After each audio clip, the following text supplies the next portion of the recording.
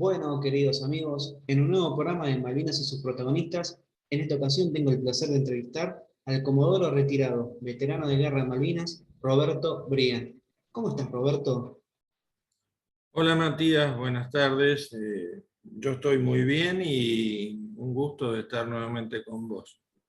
El gusto es mío y sinceramente, antes de empezar la entrevista, te agradezco por tu tiempo y que podamos conocer un poco de tu historia y a su vez relacionado obviamente con lo que fueron los Hércules C-130. No tenés nada que agradecerme a mí, Matías. El que tiene que agradecerte soy yo por dedicar tu tiempo en, en hacer este tipo de entrevistas para que se conozca de la voz de los protagonistas lo que pasó en aquella época del año 82, en la historia de la guerra de Malvinas, la recuperación de las islas, Sí. que, que- que es realmente una parte de la historia contemporánea argentina, quieran negarla, pero es real, o sea, que es lo que pasó.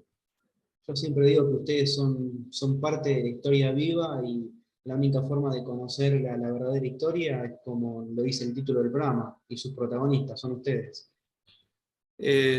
Sí, yo coincido mucho eso con vos y yo trato de alentar a los veteranos de guerra que hablen, Ujú. porque a medida que pasa el tiempo ya cada vez somos más viejitos y cada vez somos menos, lamentablemente. Y el día que no estemos más nosotros, los que hablen de la guerra de Malvinas van a darle su impronta personal y a veces no coincide con la realidad. Exacto, exacto. Coincido totalmente, Roberto. Y para ir arrancando a conocerte bien desde el principio, me gustaría preguntarte en dónde naciste y cómo te nació esta vocación de aviador militar. Bueno, nací por... Esto, antes de empezar a hablar, vas a ver en el transcurso de la charla Sí, que mi vida han sido situaciones que se han ido dando, ocasiones circunstanciales, ¿no? sí. Yo nací por una circunstancia del destino en la provincia de Córdoba, Ujú. en la que hoy es una ciudad que se llama Huinca Renancó, que está al sur de Córdoba, casi en el límite con La Pampa. Y Sí. digo que nací ahí por circunstancias del destino, porque mi padre era docente en una escuela técnica, en aquel momento se llamaba Escuela del Trabajo, Ujú. y daba clases allí, y yo nací. Y estuve en Huinca hasta los 5 años, y ellos decidieron venirse a la ciudad de Córdoba. Ellos son de un pueblo cercano de acá de Córdoba, Sí. eran, y decidieron venirse a Córdoba. Y por supuesto yo vine con ellos, tenía 5 o 6 años. Lo de la vocación de aviador militar, debo decirte que por ahí uno escucha de que la vocación del militar nace con mucho tiempo de antelación. En el caso mío, no. Ujú. Yo, en realidad, lo que me gustaban eran los aviones. Sí. Y me pasaba, después que volvía de la escuela primaria, sobre todo, me pasaba muchas horas en la terraza de la casa de mis padres, acá en Córdoba, viendo sobrevolar arriba del cielo de la ciudad de Córdoba Sí. aviones que pertenecían a la escuela de aviación, y la gran ilusión que tenía era de algún día poder estar sentado arriba de uno de esos aviones. Y no, la verdad es que nunca lo pensé, pero era único hijo yo, mi madre me cuidaba muchísimo. Ujú. Y, y un día, cursando tercer año, segundo año de la escuela comercial, Sí. tuve la oportunidad de conocer a un muchacho, un vecino de la casa de mis padres, que era cadete de la escuela de aviación. Y nos pusimos a conversar y me empecé a ilusionar, a entusiasmar con la escuela, se lo comenté a mi padre me alentó Ujú. mucho. Eh, no tengo ningún familiar que haya sido, que tuviera antecedentes militares, o sea que no había en eso. Él un día me llevó a la escuela de aviación, pedimos los papeles para el ingreso, los completamos. Yo empezaba a cursar tercer año del comercial en un colegio de acá de Córdoba, de los maristas, Sí. y me dijo que, bueno, que me iba a tener que esmerar mucho porque no podía ese año llevarme ningún... No era mal estudiante, pero tampoco era lo que sobresalía, pero que no me iba a poder llevar ninguna materia a rendir porque de lo contrario no iba a poder rendir el ingreso y que iba a sufrir un poco porque iba a tener que dejar de lado algunas actividades propias de la edad Sí. y empezar a prepararme en una academia para rendir el ingreso a la escuela. Fue uno de los pocos años, si no es el único, en que autorizaron en la escuela de aviación a ingresar con tercer año del comercial. Yo tenía, en aquella época, tenía 15 años, cuando estaba cursando el tercer año del comercio. A fin de ese año, me parece que fue en enero del 62, fue que me convocaron para rendir el examen de ingreso. Sí. Eh, éramos como 1.200 los candidatos y quedamos 400 más o menos, y el 16 de enero del 62, una fecha que no me voy a olvidar nunca, ingresamos como cadetes de primer año a la escuela de aviación. La vocación me vino después, me fue creciendo después, posiblemente porque, a ver, estimo yo que era muy chico. Yo ingresé a la escuela, tenía recién cumplidos 16 años y no tenía mucha idea, la verdad es que no tenía mucha idea, pero a medida que se fue dando la vida en la escuela, ah, pensá, yo te comenté que era único hijo, que mi Sí. madre me cuidaba mucho, me hacía la cama, me hacía la comida que yo quería a ser pupilo en una escuela en donde la actividad militar era bastante dura. Pero bueno, la vocación se fue asentando cada vez más y bueno, si tuviera que volver a hacerlo, haría el mismo camino. ¿Y en qué año te egresaste? Egresé a fines del año 1965. Eh, ese, Ese año, bueno, mi promoción, la 31 de la Escuela de Aviación, Ujú. había ingresado, te dije, cerca de 400 y llegamos al final de ese año 1965, después de 4 años, en 92 a estar en condiciones de egresar. Lo que ocurrió es que todos los años la Escuela de Aviación o la Fuerza Aérea programaba un viaje final de instrucción para los cadetes antes del egreso. Sí. Y ese año el programa tenía un vuelo a los Estados Unidos.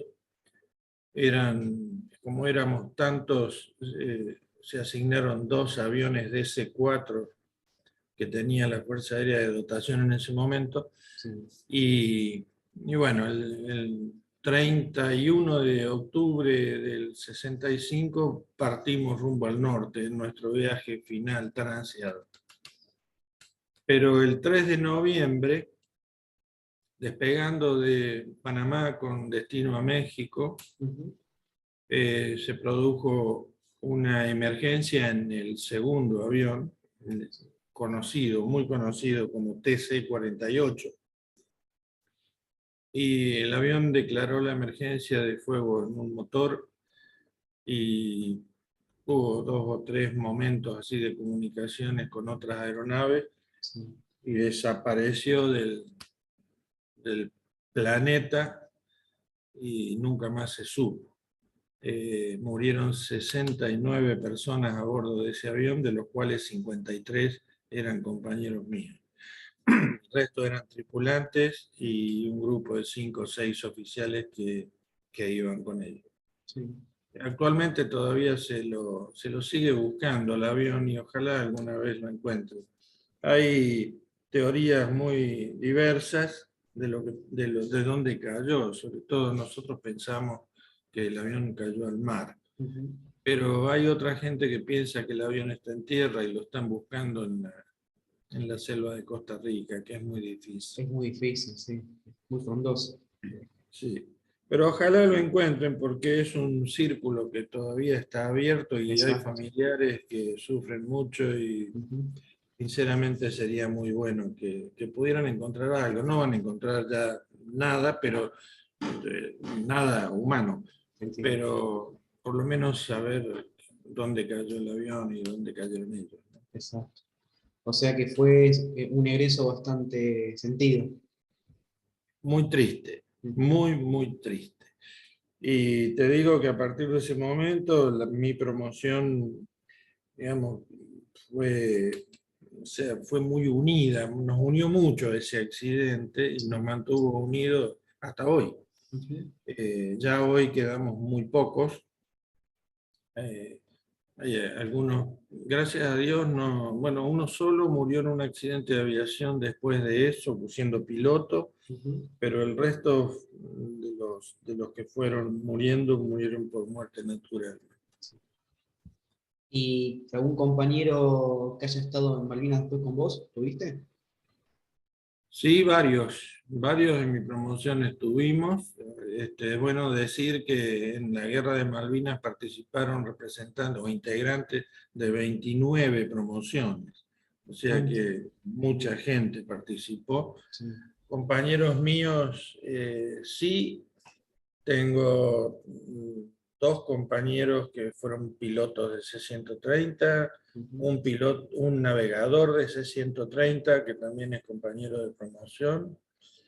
Eh, Después tengo un compañero que fue piloto de Mirage 3, uno que es muy famoso, que es Piuma, que era piloto de A4B, perdón, era De Dagger. piloto de Mirage, de Dagger, Sí. que se eyectó, y algunos que ya murieron también fuimos varios veteranos, Varios. varios. Hay un piloto que fue piloto de Pucará también. Ah, bien. ¿Navarro puede ser? No, de Martini se llama. Ah, Y hay uno que murió hace muy poquito, sí. que fue piloto en el Escuadrón Fénix, Ujú. volaba Lear. No, sí. Y tengo otro compañero que se retiró de la Fuerza Aérea cuando éramos primeros tenientes, más o menos, Ujú. y empezó a volar en forma privada y en el año 82 era el piloto del avión de la señora de Fortabat. Sí, La mirá, señora de Fortabat asignó a la Fuerza Aérea para el Escuadrón Fénix un su avión Learjet. con, sí, con la dotación de tripulantes y Sí, este compañero voló mirá. toda la guerra, hoy vive en Canadá, pero muchos, para Varios. el número que éramos, ¿no? Sí, te entiendo. ¿Y tu primer acercamiento con los Hércules 630? ¿Cuándo fue? Mi primer acercamiento de los C-130 ocurre en el 81, finales del 81.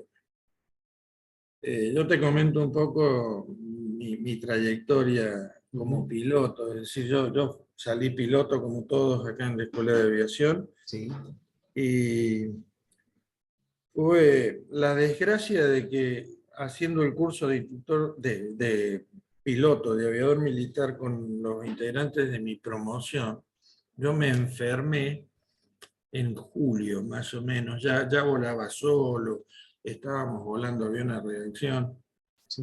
me enfermé y me separaron de vuelo. Y la verdad es que pensé que nunca más iba a tener la oportunidad de cumplir el anhelo de ser piloto, pero la Fuerza Aérea me dio la segunda oportunidad y me dejaron hacer de nuevo el curso al año siguiente. Bien.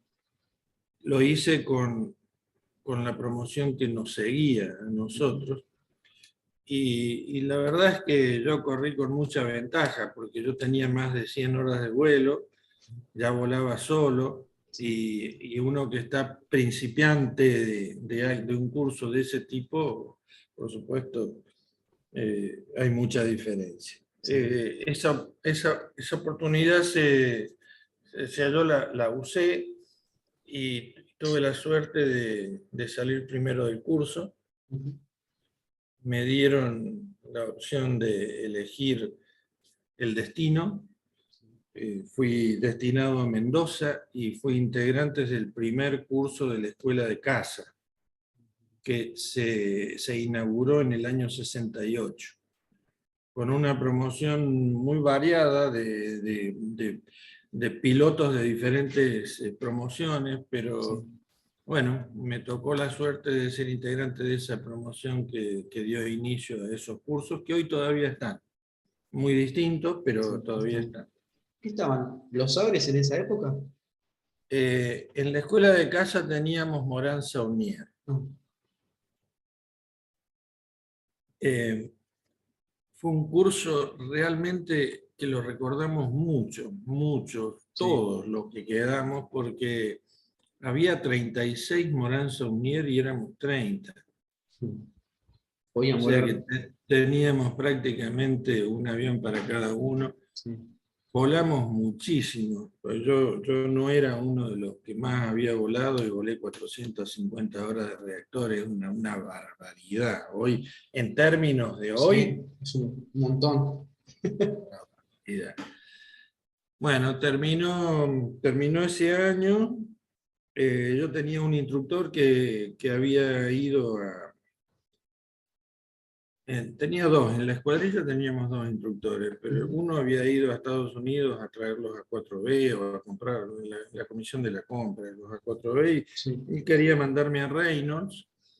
Y yo me había casado hacía poco y tenía casa en vivienda en Mendoza, y Mendoza Sí. era una Ujú. linda ciudad. Y me dieron la oportunidad de volar Sabre y volé 2 años Sabre. Ujú. La verdad que un avión maravilloso para aquella época, era muy lindo. Al cabo de 2 años me seleccionaron para ser instructor en la escuela de caza Ujú.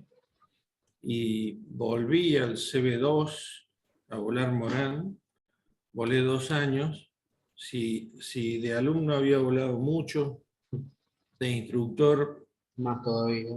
mucho más. Tuve 4 alumnos, muchos de los cuales en el 82 eran jefes de escuadrilla, Ujú. de A4 y eso, importante. Celaya, García, Palaver, Mir González, muchos de los hoy muy nombrados, ¿no? Sí.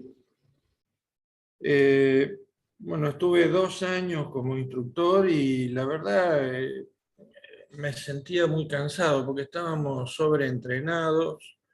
Yo ya tenía 2 hijos muy chiquitos Ujú. y ya tenía interés de hacer otro tipo de vida. Y lo que pasa que siendo cazador es muy difícil porque vos ya estaban los Mirage, estaban los A4 y uno, qué sé yo, enfoca hacia la parte de caza, Sí. pero bueno, yo la verdad es que de esa actividad no tengo nada, no la niego, pero bueno, quería algo más tranquilo. Y un día tuve la suerte, habían llegado los aviones Canberra Sí. en los años, fines de los años 70, estamos hablando del año 72, y el segundo instructor de mi escuadrilla en el curso del CB2 estaba destinado en Canberra, era instructor de vuelo, era un oficial maravilloso, se llamaba Raskin de apellido, Ujú. que bueno, se había ido a volar Canberra y era instructor de vuelo de Canberra en ese momento. Y un día vino porque en Canberra habían hecho una muy buena proyección de lo que iba a ser ese grupo Él era instructor, pero iba a ser instructor 2 años más y después tenía que ir a la escuela de guerra y, y estaban buscando a alguien que lo reemplace a él. Entonces le dieron la tarea a él, él se acordó de mí, me vino a buscar, me ofreció, yo dije que sí, y a fin de ese año 72, principio del 73, fui destinado a Paraná, estuve 6 años allí, y además de ser piloto de Canberra, fui instructor de Canberra durante 4 años, de los cuales también tengo el orgullo y el privilegio de haber sido instructor de varios de los pilotos de Canberra que también estuvieron en Malvinas. Mira. Astrán, Freijo, Nogueira, Facio, Martínez Villada, Baigorri, Bredeston, todos ellos fueron, Alumnos tuyos. sí. Eso fue hasta el año 79. En el año 79 me fui a la escuela de guerra, y era un paso que todos lo queríamos evitar, pero era un paso que había que darlo porque si no uno no ascendía y no podía seguir la carrera. Estuve 1 año y medio en la escuela de guerra, hice los 2 cursos que eran, bueno, uno era obligatorio y el otro era selectivo. Yo tuve la suerte de hacerlo. Eso te habilita para ser oficial de Estado Mayor, ¿no? Sí, el primer curso es auxiliar de Estado Mayor Sí. y el segundo curso, que es un poquito más selectivo, sí sos oficial de Estado Mayor. Me destinaron al comando de operaciones. Tuve por segunda vez de jefe al brigadier Crespo allí en el comando de operaciones. La primera vez había sido en Mendoza, él era jefe de escuadrón cuando yo era alumno en el CB2. Sí.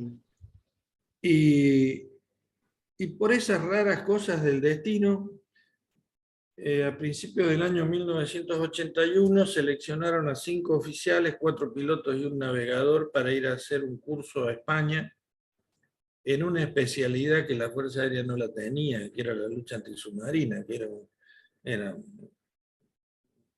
una especialidad de la Marina, y lo sigue siendo. Lo sigue siendo. Pero bueno, nosotros nos mandaron y fuimos destinados al ala 22, que estaba en Jerez de la Frontera, en Andalucía, y los aviones que volamos fueron los Orión, los P-3 Orión, los que hoy actualmente tienen la Armada. Armada. Nosotros volamos 100 horas en esos aviones. Estuvimos 6 meses y cuando volvimos en julio del año 81,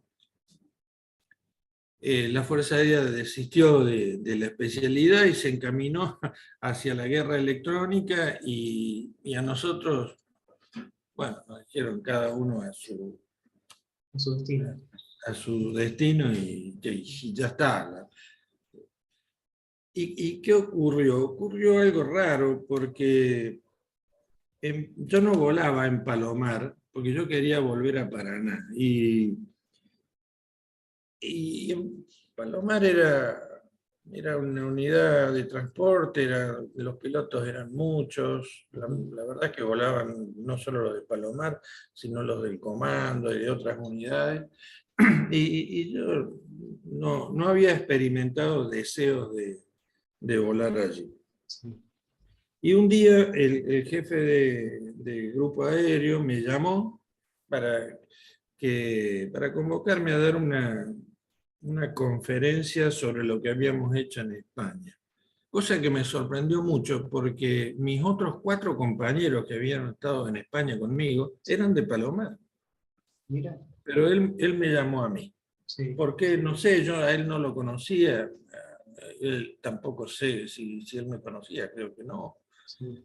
Pero bueno, fui a dar la conferencia, se ve que a este hombre le gustó, y me llamó a su despacho y me dijo que, bueno, ¿por qué no volaba en Palomar? Y dije que no, que yo buscaba otro destino. Y me dijo, bueno, pero en realidad, acá tenemos 5 aviones distintos. Uno lo había volado, era comandante de Guaraní, yo de los cuales podía optar eran F-27, F-28, C-130 o Boeing. Pero yo sabía que ahí no iba a ir. Y este hombre me dijo, bueno, ¿qué le gustaría volar? A ver, porque usted tiene mucha experiencia, usted fue instructor de vuelo. Y yo creí que me estaba haciendo una broma, la verdad, una broma. Dije que quería volar Boeing. Y me dijo, no, Boeing no puede. Y bueno, usted me pregunta, y me dijo, ¿quiere volar C-130? Y ahí Ya, ese fue mi ingreso a C-130. él ya sabía para dónde mandarte. Sí, yo creo que en realidad, esto te lo digo hoy, ¿no? Sí. Lo más lógico hubiese sido que yo fuera a volar F-28. Ah, ¿Por qué? Porque yo tenía mucha experiencia en reactores, venía de Canberra, que era birreactor, volaba en un avión muy parecido, era más inclinado hacia esa área que el C-130. sí. Pero bueno, yo gustoso, porque el C-130 uno lo veía, yo lo veía de lejos, pero la verdad que era un avión espectacular y bueno, fui a volar, hice mi curso de C-130 los 3 últimos meses del año 81. Sí. Antes del 2 de abril había hecho un solo vuelo después del curso, Ajá. o sea, me habían habilitado como segundo piloto Sí. y había hecho un solo vuelo a Río Gallegos ida y vuelta. Y cuando el 2 de abril se conoce el tema de la recuperación de las islas, yo dije, bueno, a mí acá no me van a llamar, porque yo no tengo experiencia. Sí. Me ofrecí voluntario para ir a Canberra y un oficial que estaba a cargo de mi departamento en el Estado Mayor me dijo, espere todavía. Y el día 6 de abril me llamaron del escuadrón que me tenía que ir al sur y el 7 de abril me asignaron en una tripulación de C-130 y volé toda la guerra. Ah, fue todo muy, muy rápido. Todo muy rápido. Incluso C-130 yo volé muy poco, porque volé todo el 82 Ujú. y hasta julio del 83. Y después, Un año, no. casi. Un poquito más de un año. Sí, lo que sí puedo decir es que mi experiencia en C-130 y fue una experiencia muy valiosa, porque prácticamente volé la guerra. Ujú. Exacto, te entiendo. Sí. Te entiendo. Y en el 82, ¿qué grado tenías vos? Mayor, tenía 36 años. Ah, Estaba casado y tenía 3 hijos chicos. y cuando te llega el 6, el 7, esta orden de despegarte hacia el sur, ¿tuviste posibilidad de despedirte o comunicárselo a tu familia? Sí, ya sabíamos lo del 2 de abril, porque ya había pasado, Ujú. y lo que nunca nos imaginamos era lo que iba a venir después. Entonces sí, me despedí de mi familia, de mi mujer y de los chiquillos y me fui pensando de que era una cosa transitoria. Ya teníamos una experiencia porque en el año 78, en Conflicto el con Chile. conflicto con Chile, yo era jefe de cuadrilla de Canberra, o sea que habíamos tenido Un una despliegue, situación parecida y bueno, pensamos que iba a ser una cosa similar. entiendo. Ahora voy a volver un cachito atrás que mencionaste algo. Me dijiste, me asignaron una tripulación. Estas tripulaciones, ¿cómo se asignaban y si se mantenían constantes durante toda la guerra? Sí, eh, digamos, el grupo o el escuadrón Hércules lo Sí. que hizo fue integrar tripulaciones que eran fijas. Ujú. Se integraron 14. O 14. sea, 14 tripulaciones, eran 3 oficiales, 4 suboficiales cada tripulación. Sí. Y la idea fue que nos mantuviéramos volando juntos Ujú. todo el tiempo que fuera necesario. A mí me tocó integrar una tripulación que tuvo 3 comandantes. El primero fue un mayor que era 2 años más antiguo que yo, lo conocía mucho de acá de la escuela. Y con este hombre volamos una parte del puente aéreo, es decir, entre el 11 de abril y el 26, 27, 28, no me acuerdo. Sí. Este hombre se enfermó y lo mandaron a Buenos Aires, al tiempo volvió, pero ya no volvió a integrar la tripulación nuestra. Sí.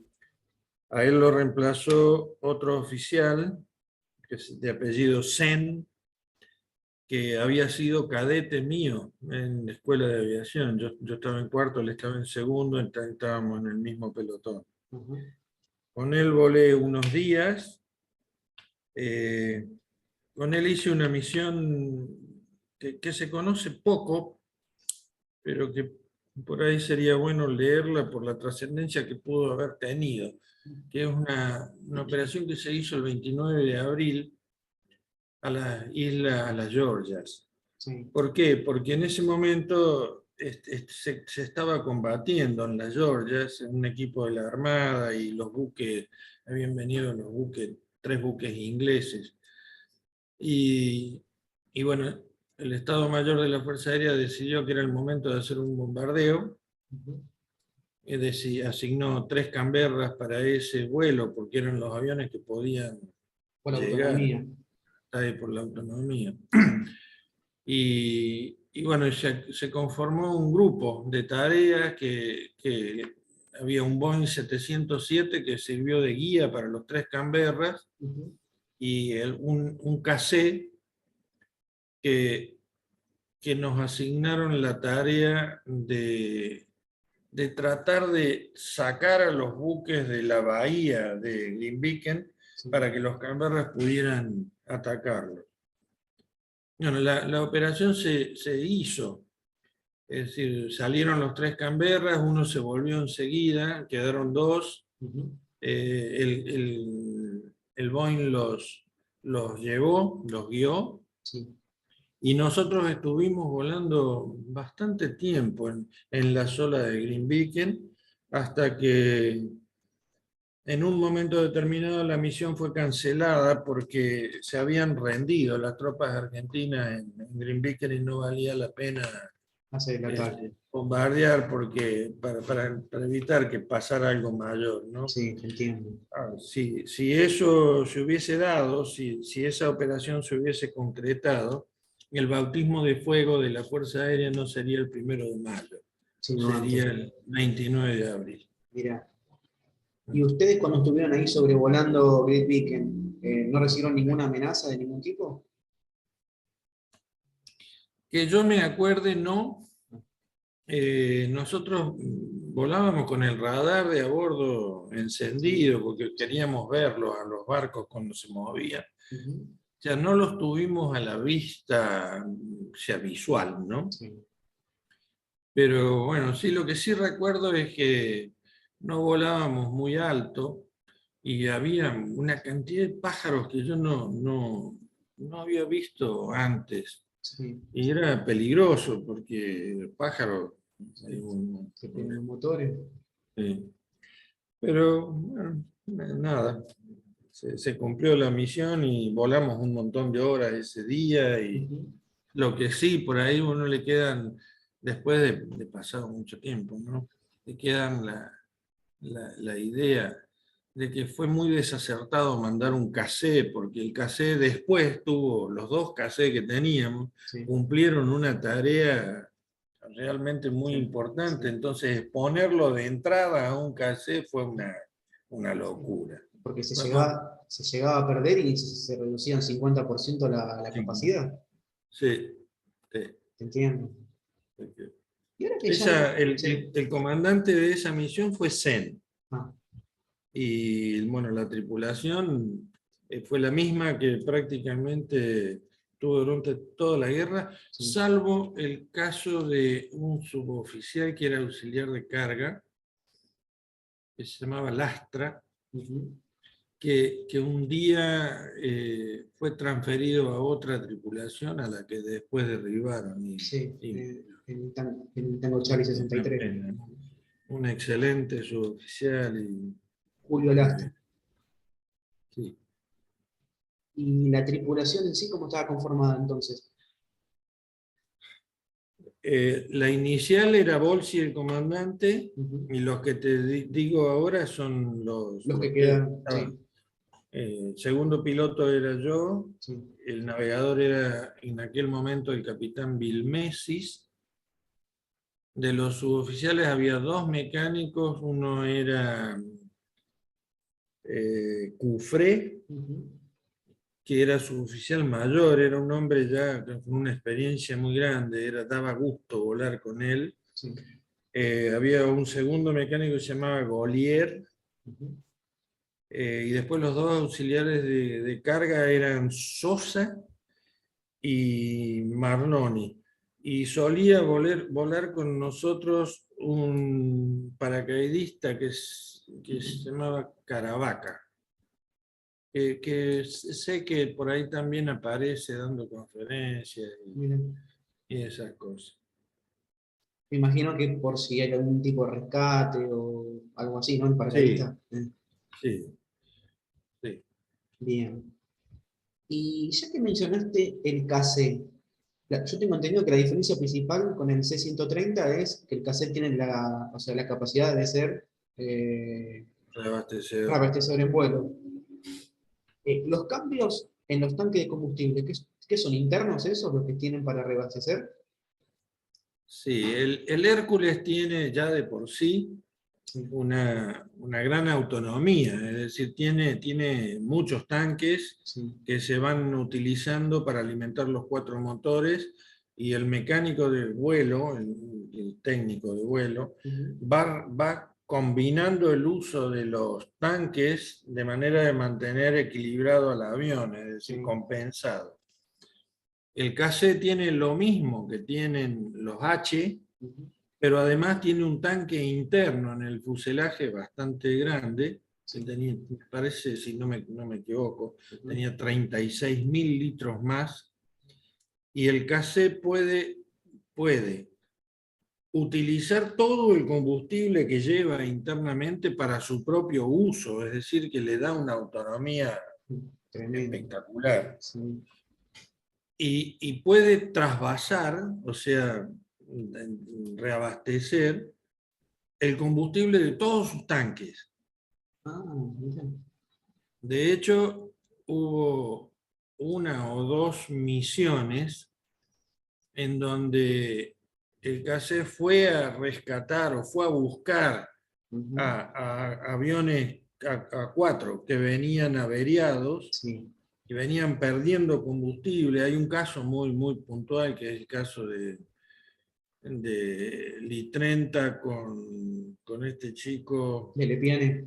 de Lepiane, que Ujú. aterrizaron los dos de emergencia por combustible, es Sí. decir, o sea, Sí. tiene una gran capacidad. El C-130, el KC-130, no, ya es un avión, digamos, para reabastecedor, bastante fuera de época por la velocidad que llevan los que Los van a ser casos.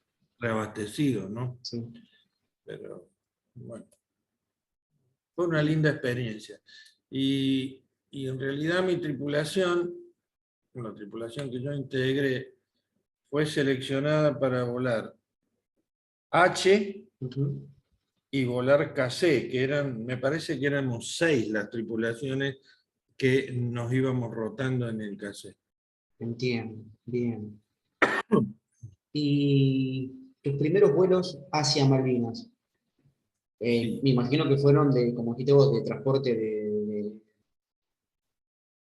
¿cómo se llama? De munición, logística, logística. Ah, logística.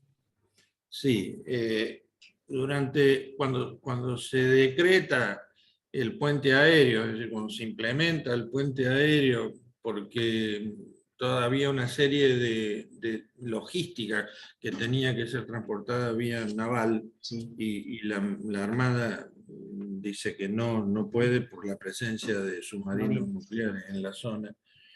la Fuerza Aérea organiza ese puente aéreo, que fue un puente aéreo muy importante, porque realmente no solo los C-130 participaron, sino que había F-27, había Sí, F-28, estaban los Electras de la Armada, sí, había aviones de aerolínea, había aviones de Austral. sí. Y cuando nosotros llevábamos carga, o Ujú. sea, yo no me acuerdo haber llevado personal, pero Ah, carga, y cuando empezamos a volar hacíamos 2 vuelos por día. En total de horas de servicio eso implicaba 14 horas y, y nos reemplazaba otra tripulación. Hacíamos 2 vuelos ujú. de ida y vuelta a Malvinas. Por día. Y era un vuelo normal, digamos. No había peligro, Amenaza. no había. Y los hacíamos en altura, había corredores establecidos para ir y para volver.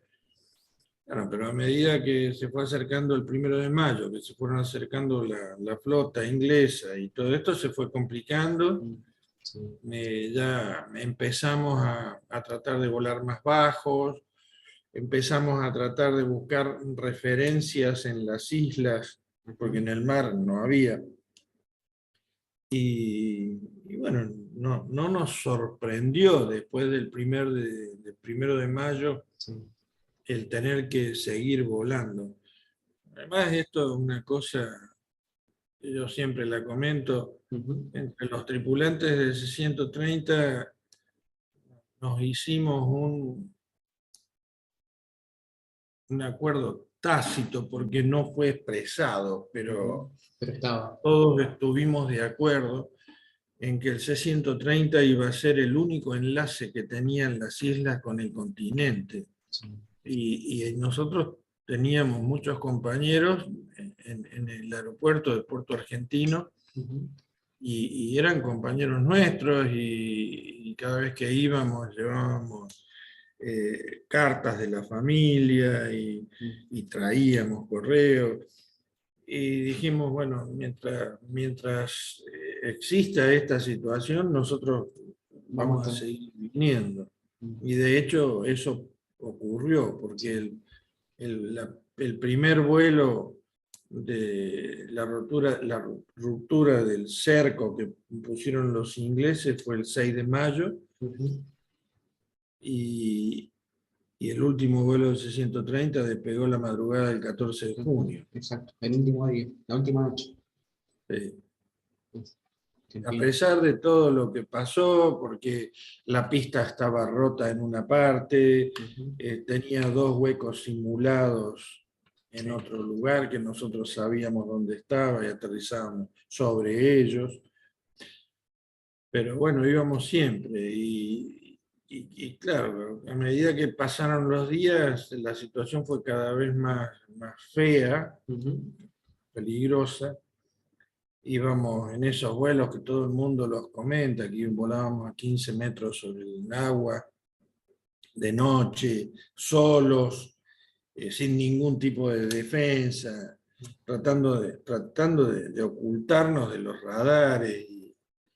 Y bueno, llegábamos a Malvinas, encendían 3 tambores de 200 litros con fuego adentro, que indicaban el inicio, el final de la pista y la zona donde estaba El cráter. el cráter de la bomba. O sea que Y había que apuntarlo ahí. aterrizábamos del otro lado, sí. Sí. ¿Y cómo Pero era aterrizar en esa pista? Porque tengo entendido que era medianamente corta, ¿no? sí, era corta, pero durante el puente aéreo habíamos ido tantas veces que, Ujú. que la conocíamos muy bien. Sí. Y sí aterrizábamos al costado, un ala pasaba sobre el cráter. Ah, mira. Sí, aterrizábamos siempre desde el mar hacia las montañas. eh, O sea que entraban desde el lado del faro. sí, desde el faro. Mm. Pasábamos arriba del faro. Ah, Y cuando tocábamos en la pista, que se empezaba a frenar el avión, los sí. auxiliares de carga abrían la rampa y empujaban los pallets con la carga y que iban cayendo sobre la cinta de la pista. Sí. Y la gente de tierra con maquinaria y soldados, y eso sacaba esas cosas de ahí de la pista. Al llegar a la cabecera opuesta dábamos la vuelta, 180 grados, Sí. parábamos el avión allí con los motores en marcha y se producían varias cosas. Lo primero era que cambiábamos de puesto a la ida, por lo menos en mi tripulación, ¿no? Sí. A la ida iba el comandante, a la vuelta volvía yo, el copiloto. Sí. Ahí cambiábamos de puesto.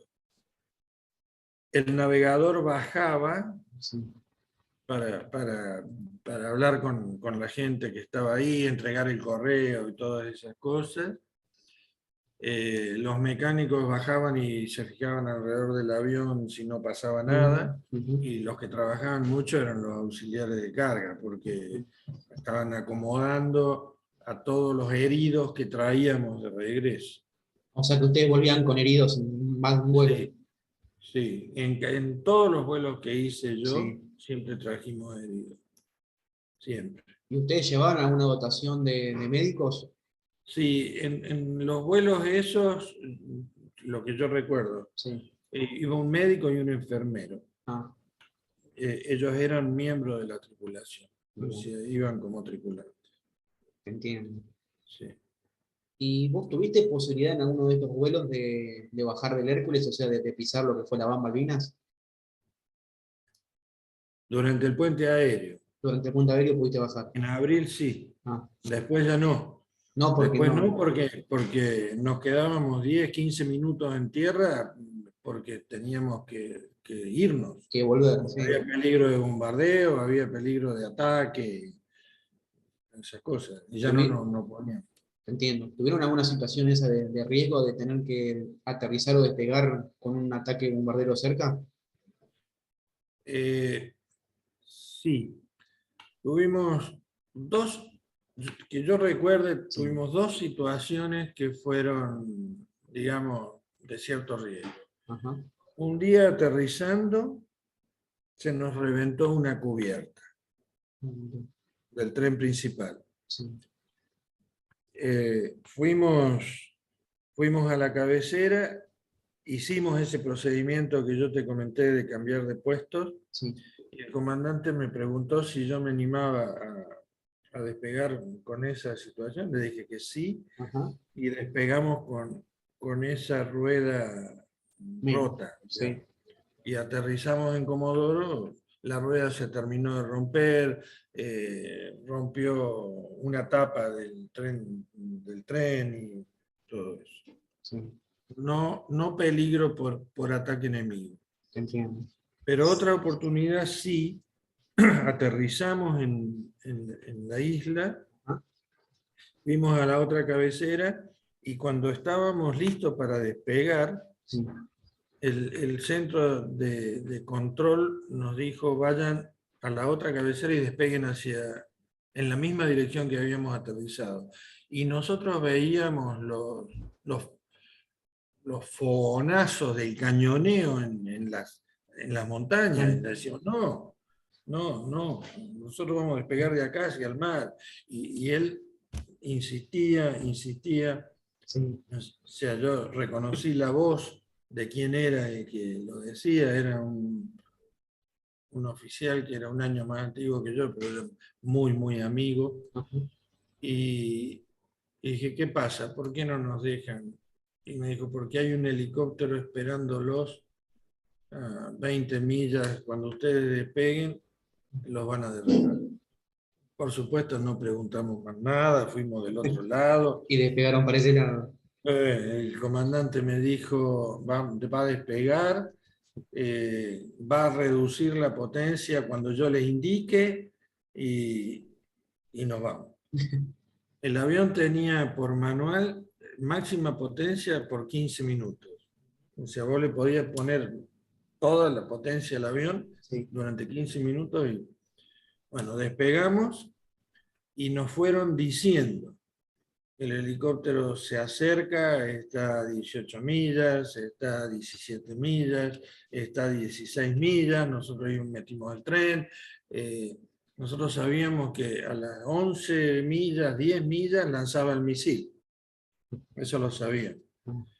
Y nunca llegó a estar ahí porque la velocidad que llevaba el avión nos fue alargando la distancia y bueno, a Me los imagino que 45 minutos, a habrán los sido 40, más de 15 ¿eh? minutos con Sí. la... A los 45 minutos me dijo reduzca la potencia. Bueno, 45 minutos. Cuando aterrizamos en Comodoro, el que nos estaba haciendo la seña para recibir el avión se agarraba la cabeza. Se nos había volado el carenado de un motor. por la Nosotros no, potencia, mirá. sí, no nos habíamos dado cuenta. Y- mirá. Eso también o sea, demuestra lo fiable que es el Hércules como Oh, sí. aeronave. Es un avión, mira, que a mí personalmente me hubiese gustado seguir volándolo, Sí, porque es un avión espectacular. Es un avión que tiene unos comandos que son muy sensibles, sí. es como un avión de combate más, es un avión que tiene muchísima potencia. Ajá. Vos podés hacer vuelos largos, podés hacer vuelos tácticos de baja altura, podés hacer lanzamientos, tiene todo. De hecho, bueno, esa es la razón que hoy todavía Se sigue sigue usando. teniendo vigencia, ¿no? Exacto. Sí, Por ahí estoy equivocado, vos me corregirás, pero tengo entendido que el Hércules hasta con dos motores puede volar, ¿no? sí. Eso es lo que dicen los manuales. Ah, Yo nunca tuve situación. esa situación, Sí. pero sí conocí, ah, bueno, tuve oportunidad de volar. Yo, después de la guerra, el Escuadrón C-130 fue muy requerido para Ujú. mandar a sus pilotos a volar en otros países con C-130 porque, claro, querían conocer Las qué, hazañas. qué es lo que había pasado. Y, bueno, a mí me tocó ir con otro oficial, un comandante, a Brasil y volamos casi un mes en el Amazonas, una experiencia muy linda. Sí. Bueno, la tripulación que nos recibió en Brasil tuvo una emergencia yendo a Europa que aterrizó con 3 motores parados en Las Palmas, en Canarias. Ah, mira. 3 motores es mucho. 2 Sí, motores ya, ya es. bueno, estos tuvieron mucha suerte y Bueno, aterrizaron mirá, 3 motores parados. se puede decir que es un caballito de batalla. Oh, un buen avión, un buen avión. Vamos a llorar mucho cuando dejen de volar. Bueno, no, yo no lo voy a ver, no Igual voy a llegar. tengo entendido que con esta última como alargamiento de vida útil que le hicieron, tenemos un par de años más con los Hércules. Sí, sí, no sé cuántos años, pero sí, por lo menos 5, 6, 10 Ujú. debe haber. Hay otras reformas que se le han hecho. Al avión le han cambiado los motores, tienen no hélices de 4 palas, sino tienen de 5 o 6. Sí. Ya es otro avión, ¿no? Más modificado en la actualidad, un poco más a la Sí, actualidad. sí. Entiendo. Y después, ya que en un principio de la charla mencionaste que pudiste volar los KC-130, ¿qué misiones recordás que fuiste partícipe de ese tipo de aeronave Con KC. con KC? En realidad, yo hice la misión esa de las Georgias Ujú. y después tuve 8 vuelos de reabastecimiento durante el periodo de los 44 días. Sí. Y entre los cuales el que siempre rescato y del que siempre hablo es de la operación del Invencible, 30 de mayo. el 30 de mayo. ¿Cómo fue esa Que, misión? que fue una misión rara Ujú. y, y hay mucha gente que todavía sigue tratando de analizar esa misión, ¿no? Sí. Primero y principal porque nosotros la hicimos Ujú. y, y damos un resultado de la misión, y los ingleses no hablan de que la misión no se hizo, pero de que no son los resultados que nosotros decimos, lo niegan. Esa misión, mi tripulación, con Noé de comandante, estábamos de turno en el KC, y la noche antes nos mandaron a Río Gallegos, Sí. a dormir ahí a Río Gallegos. O sea, particularmente desde el segundo piloto para abajo, ninguno sabíamos qué iba a pasar al día siguiente. El comandante seguramente presumía algo o sabía, Sí. pero no nos dijo. A la mañana temprano estábamos cargando combustible en el avión completo, Sí. y aterrizó el segundo KC, y los dos comandantes tuvieron una reunión en donde el resto no participó. ¿Mi 30 era el Ellos, otro? sí. Ah, Y a eso de las 11 de la mañana subimos al avión y pusimos en marcha, y el comandante a nosotros nos dijo en ese momento: sí. esto es lo que vamos a hacer. Y le dijo al navegador: planifique este misión. vuelo. Y despegamos. Para nosotros era una misión normal de reabastecimiento, con la única gran diferencia que era muy lejos, muy lejos. Y el recorrido no era el habitual. Nosotros despegamos de Gallegos, salimos hacia el sur, bordeamos la isla de los Estados por el sur, Sí.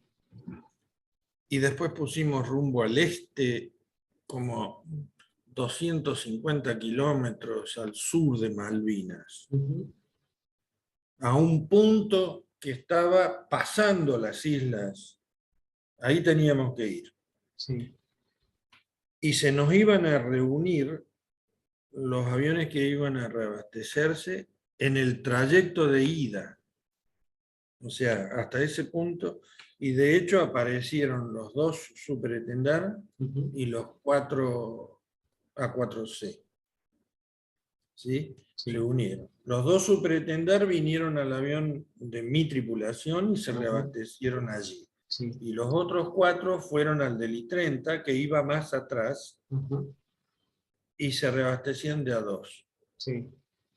En ese trayecto, que duró como, no sé, una hora y media, más o menos, los reabastecimientos fueron muchos, múltiples, porque ellos despegaron casi con poco combustible, pero nosotros le íbamos a dar, y como la misión iba a ser muy larga para ellos, en el momento en que se desprendían de los KC, Sí. tenían que tener el máximo combustible para poder llegar eventualmente de regreso al continente. Entiendo. ¿Sí? Sí. Bueno, en ese trayecto, yo iba de piloto en ese momento en el KC, tuve oportunidad de sacar fotos, y saqué varias fotos que hoy son muy conocidas en el mundo. Si vos te fijás en internet, están puestas, las han subido.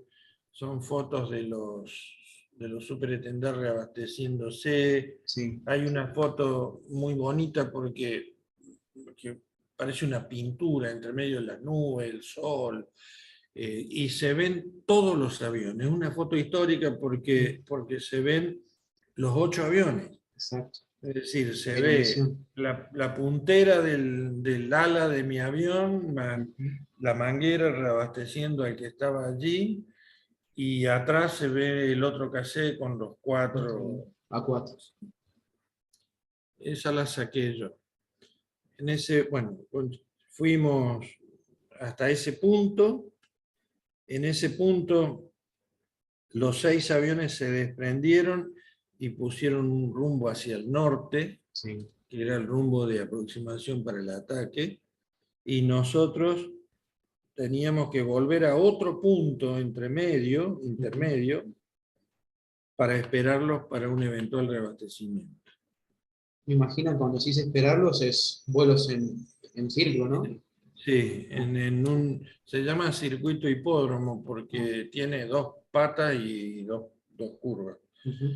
Y ahí yo creo que fue una decisión súper acertada del I-30, Sí. que ascendimos hasta que los aviones empezaron a estelar, Ujú.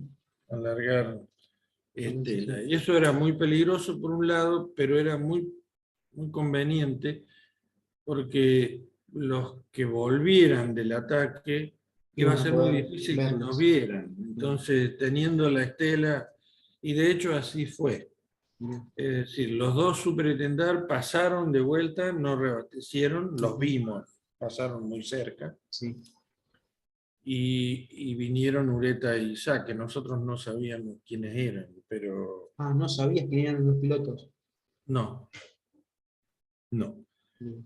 Y ellos vienen al avión que volaba yo, ¿Tenés? se acercaron Sí. y los dos se reabastecieron en mi avión mientras el I-30 estaba adelante.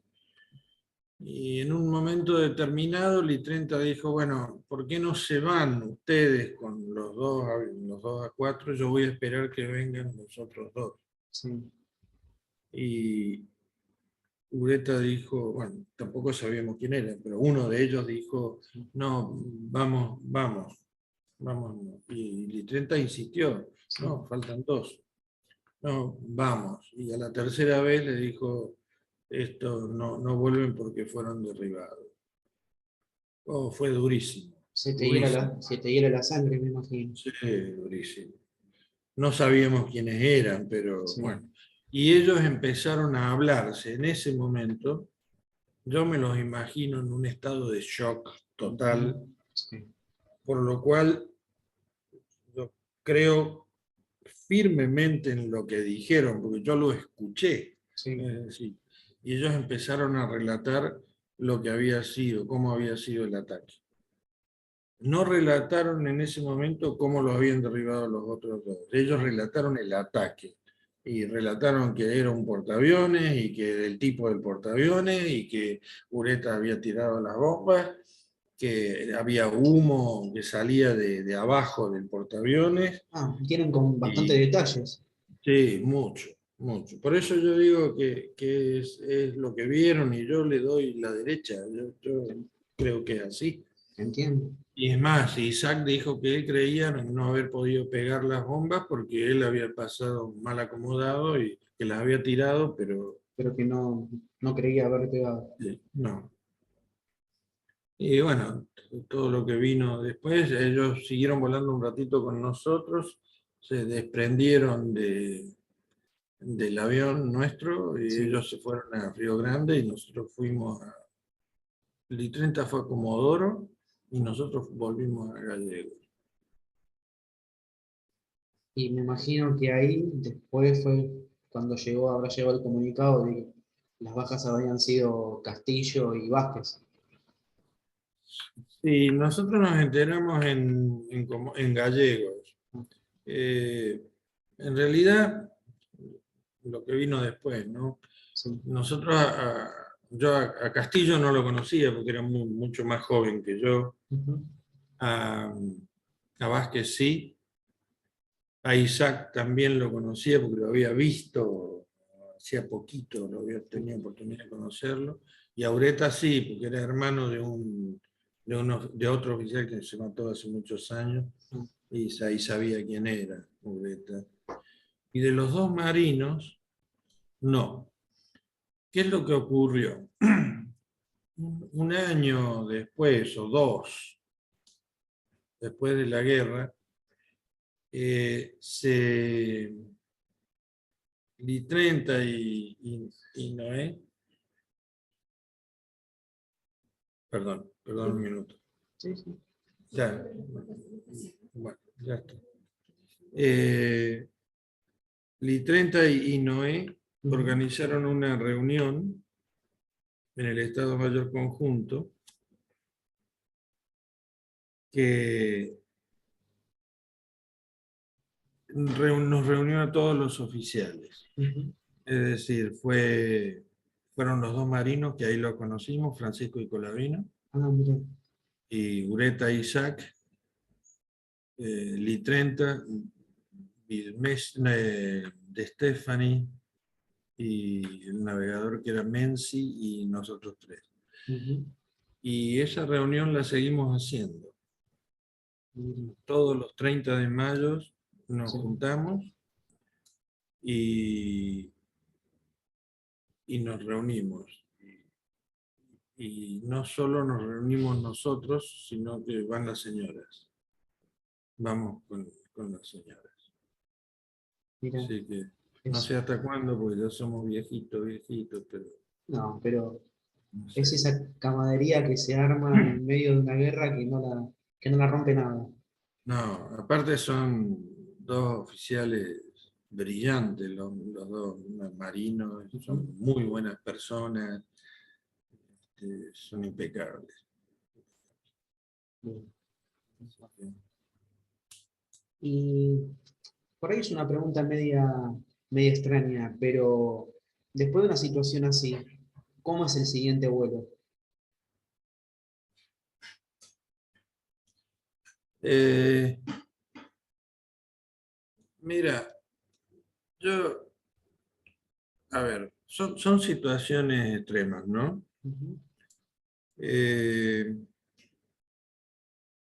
vos, durante la guerra, no, no pensás. Es decir, una vez que subiste al avión, Sí, el avión ya está, sí. vas arriba, vos cumplís tu tarea, tratás de, de- de hacer lo mejor que puedas. Lo que yo recuerdo es que cada uno de nosotros sabía muy bien lo que tenía que hacer arriba del avión. Sí. Éramos 7, en algunos casos éramos 8. Ujú.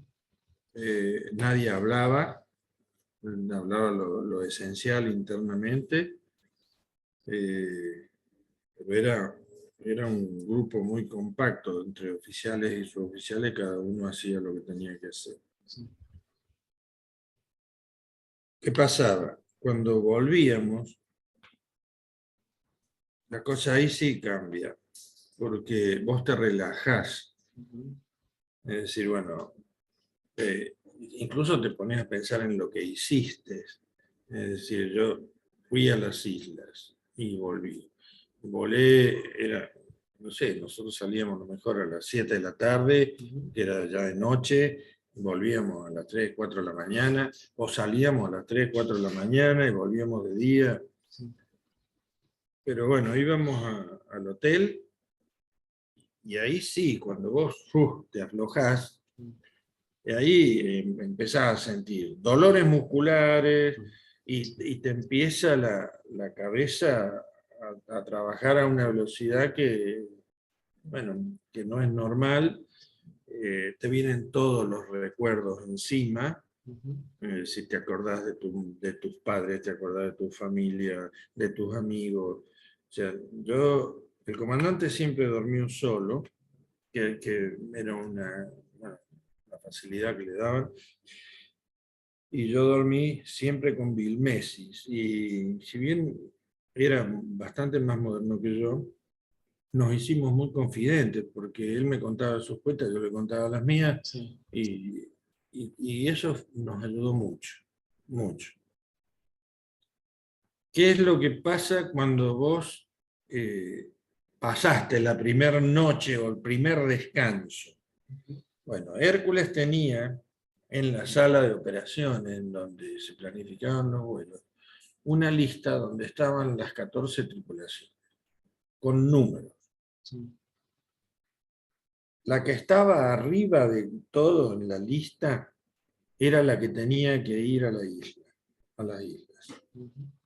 ¿Sí? Sí. Salía del vuelo, esa era la tripulación que iba. La que estaba al último era la que estaba en descanso. sea, el resto también, pero era la que estaba realmente en descanso porque era la última que había volado. Entiendo. Entonces, volaba la primera tripulación. Si iba a las islas y aterrizaban y volvían, pasaba al último puesto, Ujú. al final de la lista. Sí. Si iban a las islas y por algún motivo no, no podía aterrizar porque había bombardeo, porque había mal tiempo, por el viento, por alguna situación X, volvía a Comodoro y quedaba en el primer puesto. Eso era terrible. A nosotros nos pasó 2 veces eso. Mira. Era terrible. ¿Por qué? Porque vos sabías de que habías cumplido un trayecto de ida y un trayecto de vuelta realmente de peligro y tenías que volver a hacerlo. O sea, En pocas horas, te entiendo. eso era feo. Era feo. ¿Y estas 2 Pero veces bueno, que ustedes no pudieron aterrizar, qué fue por presencia del enemigo o por mal tiempo? una por viento Ah, y otra por ataque bombardeo naval, ah, que fue en un vuelo que llevamos los misiles superficie que los marinos sí, pusieron en los Mar 38. sí, ¿Ustedes lo lo llevaron? llevamos, Mirá. hicimos el primer vuelo con toda la carga y un oficial que se llamaba Pérez, Ujú. era un ingeniero que era el que lo había diseñado y que después fue el que lo disparó Sí, en los misiles, y fuimos hasta la final de aterrizaje en Malvinas y nos hicieron volver. mira. Volvimos y a las 6 horas, 5 horas, Otra vez. nos mandaron de vuelta. Y ahí sí pudieron descargar la carga. Sí, sí. ¿Y vos recordás cuándo fue tu último vuelo que pudiste hacer a las islas? No, no me acuerdo. Lo que sí me acuerdo es que el 8 de junio, que fue el día en que derribaron a Martel y todo eso, yo ¿No, estaba en Buenos Aires. no fue el primero? O el primero, no me acuerdo. Mm, ¿El primero? creo que sí. Primero de junio. Yo estaba en Buenos Aires. Ah, Es ustedes decir, que fue iban a hacer como un descanso. sí, 2 veces fuimos nosotros de descanso a Buenos Aires, Ah, en 3 días, ¿no? sí. Pero bueno, nos venía muy bien. ¿Y vos la noticia te la enteraste acá en Buenos Aires o cuando volviste al sur? En Buenos Aires, sí, en Buenos Aires me enteré. Fuerte. Una pena, realmente. Ujú. Te entiendo. Y la noticia del 14 de junio, el primer cese del fuego y luego la rendición, ¿en dónde te encuentras vos? En Comodoro, en Comodoro, y la verdad, fue un gran alivio, porque nosotros, la Fuerza Aérea hubiese seguido volando Sí. y hubiese seguido volando hasta el último avión. Ujú. O sea, El último íbamos a que seguir. quede en pie. O sea, no. Y eso, por ahí hay algunos escritos que nuestro comandante, el comandante de la Fuerza Aérea Sur, Crespo, Ujú. siempre él hizo hincapié en que la Fuerza Aérea Argentina nunca se rindió.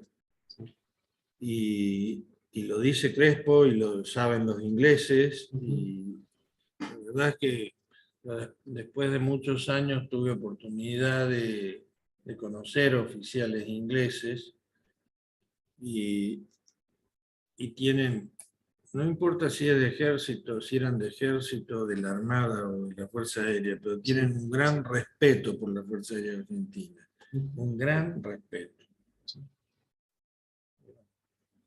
Nos lo ganamos realmente. Obvio. Y vos, personalmente, o sea, la decisión del 14 de junio, ¿vos te lo veías venir, la rendición? Sí, ya se veía. Ya se Se veía. veía venir porque ya era imposible seguir sosteniendo eso.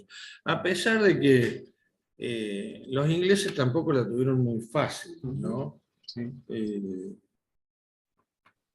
Por ahí me preguntan si Argentina podría haber ganado la Ujú. batalla de Malvinas. Y, y yo digo que sí, todo es posible. Yo creo sinceramente que hubiese habido otro tipo de represalias Ujú. bastante más importantes. Y si hoy estamos, la Fuerza Aérea sobre todo, está en la situación que está, por No haber Malvinas ganado. todavía, después de tantos años, hubiese sido mucho peor. Porque Entiendo. los ingleses hubiesen intentado volverse, Ujú. Estados Unidos no lo hubiese dejado, no lo hubiese permitido, le hubiese dado Lo que mucho más quiso, apoyo y hubiese sido peor. entiendo, sí, porque eso era una Sí, mancha grande para la OTAN. sí. Pero bueno, yo la verdad es que Ujú. siento orgulloso de pertenecer a la Fuerza Aérea, privilegio enorme de haber podido participar en Malvinas. Ujú. Sé que hay otros que no pudieron por diferentes motivos. Sí. O sea, no es mi caso. Yo puedo estar hablando contigo Ujú. y con quien desee escucharlo con total sinceridad, porque es lo que yo viví. Sí. Yo- Puede ser que algunos digan que no fue así. Yo digo, yo una vez en un sitio, eh, entré al sitio circunstancialmente, ¿no? Ujú. Empecé a leer un sitio que era el ataque al Invencible, o algo así se llamaba. Y empecé a ver lo que estaban escribiendo y bueno, me metí. Eh, pero bueno, así como entré, salí porque me cuestionaron todo Ujú. y que no era así, que Ureta y Isaac no habían llegado al objetivo, no habían tirado las bombas antes, se habían vuelto. Y la verdad es que me dio mucha rabia porque yo estuve ahí. Ujú. Y el que estaba diciendo eso seguramente no había estado. Entiendo. Atrás de una pantalla. Así que, Entiendo. Entiendo, Roberto. sí. Pero bueno, Y la verdad me gustaría cerrar la entrevista. Antes que nada, volverte a agradecer porque nos contaste todas tus vivencias. Y la última pregunta que le hago a todo entrevistado es, ¿qué te dejó Malvinas tanto en lo personal como en lo profesional? bueno, vamos a empezar por lo más importante. Lo profesional, este, me dejó varias cosas. Eh, Me dejó el conocimiento de que yo había sido bien preparado para enfrentar una situación así, a pesar de que uno siempre se prepara, o sea, el militar se prepara para una guerra y la mayoría de las veces esa guerra no llega, o sea, no la tiene. Nosotros sí nos llegó. Y, y me tocó ir, creo haber hecho un buen papel. Le tengo que agradecer a mis profesores e instructores militares todo lo que me dieron, porque yo solo eso hubiese imposible lograrlo. Eh, yo creo que hicieron un muy buen trabajo con todos los que tuvimos la oportunidad de participar en Malvinas. Ujú. Segundo, me dejó la tranquilidad de conciencia de haber hecho lo que pude hacer, lo que mi patria esperó que yo hiciera, o sea, que todos hiciéramos, en el caso mío en particular. Me queda la tranquilidad de conciencia de que el 20 de junio de 1962, cuando juré la bandera, muy en forma muy general, uno dice, juro defender a esta bandera hasta perder la vida. y no se imagina que alguna vez eso va a pasar. Me dejó la idea que la guerra no es la solución para un conflicto, y lo estamos viendo hoy con Ucrania y Rusia. O sea, yo creo que la guerra es el último escalón de una gran escalera, una larga escalera, y las soluciones se deben buscar por otro medio, porque cuando se llega a la guerra está el peligro que existe hoy de que un loco apriete un botón y desaparezca la humanidad. Me dejó la tranquilidad de conciencia para que mis hijos puedan contar que su padre hizo lo que tenía que hacer.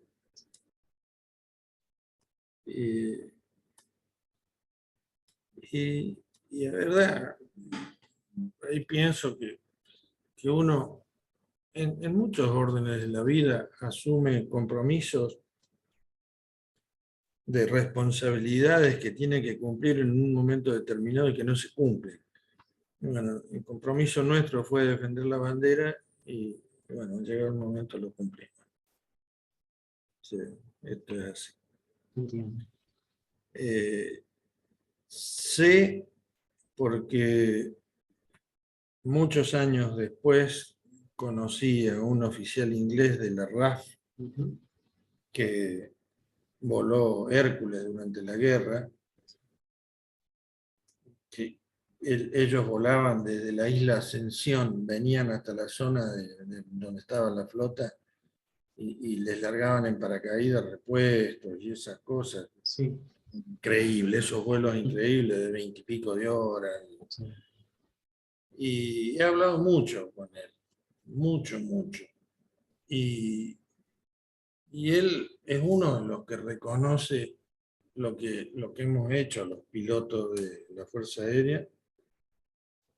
Yo tuve oportunidad de conocerlo a él en el Congo, en una misión de Naciones Unidas, y allá hablamos muchísimo. Y en el 2012, él vino a la Argentina. Él tenía una gran ilusión de conocerlo a Carballo. En ese momento yo estaba como asesor docente en la Escuela de Aviación y Carballo trabajaba conmigo. Sí. Y le organicé una entrevista en la escuela, pedí autorización a la Fuerza Aérea para llevarlo a la Escuela de Aviación, al inglés. O sea que la Fuerza Aérea me dijo que sí. Lo llevé, lo hice recorrer la escuela y después tuvo oportunidad de recorrer la sala de honor y la sala histórica, la sala de Malvinas de la escuela, y es más, tuvo oportunidad de dar una conferencia para los cadetes. Y realmente muy bien. Y él públicamente reconoció que le guarda un respeto a los oficiales, a los pilotos argentinos muy grande, ¿no? Que yo creo que lo comparten entre todos. O sea, una alegría muy grande. Yo tuve oportunidad de devolverle la visita. Él vino a la Argentina, vino a Córdoba, y en esa visita yo lo alojé acá en casa. De todo, mi mujer sabía, porque yo le hablaba de Congo a ella, de que estaba el inglés, Sí. y lo atendimos aquí, la pasó muy bien, y nos invitó a ir a su casa, y hace 2 años fuimos con mi mujer a su casa, nos atendió él y su esposa. Mira. Tenemos muy buena relación, nos seguimos hablando. Él estaba muy enojado porque había querido brindarme el mismo trato que yo hice acá en la Argentina. Sí. Y él quería llevarme a una unidad de 630 y no hubo autorización, me quiso llevar a la Escuela de Aviación y tampoco. Pero bueno, yo la pasé muy bien con él y son recuerdos muy, muy profundos que uno guarda, ¿no? Pero Esa es mi experiencia. Espero haber sido Por favor, fue útil. un placer entrevistarte. Cuando quieras, a tu disposición y a disposición de cualquiera que quiera charlar conmigo de lo que sea, y ya no tengo ningún inconveniente en hacerlo. Es más, me gusta mucho hablar. Ujú. Doy conferencias, me piden de muchos lugares ir a dar conferencias. No, no hago diferencia en quién va a ser quien me escuche. Sí. Tuve una oportunidad de ir a hablarle a un colegio en un pueblito de Córdoba, al sur de Córdoba, que vino alguien que me había escuchado hablar en otro lugar y me dijo, yo quiero que mis hijos lo escuchen. Y digo, bueno, listo. Vamos. Y me invitaron y di una charla de Malvinas en un colegio a unas nenas de tercer grado, que fue la experiencia más difícil, porque es difícil contarle a una nenita de 3 años la guerra, pero Y con las preguntas que te pueden llegar a salir. sí, pero bueno, lo enfoqué desde el punto de vista familiar Sí. y me dio muchísimo gusto. Pero doy muchas conferencias y la verdad es que hasta ahora no me ha ido nunca muy mal. Bien. Y entonces realmente te agradezco por ser parte de este programa y, como te digo, fue un placer entrevistarte y conocer tu experiencia en Malvinas. Bueno, muchísimas gracias a vos por el tiempo que me has dado y te repito, a disposición tuya para lo que quieras. Gracias, Roberto. Te mando un fuerte abrazo y estamos en contacto. Igualmente. Adiós.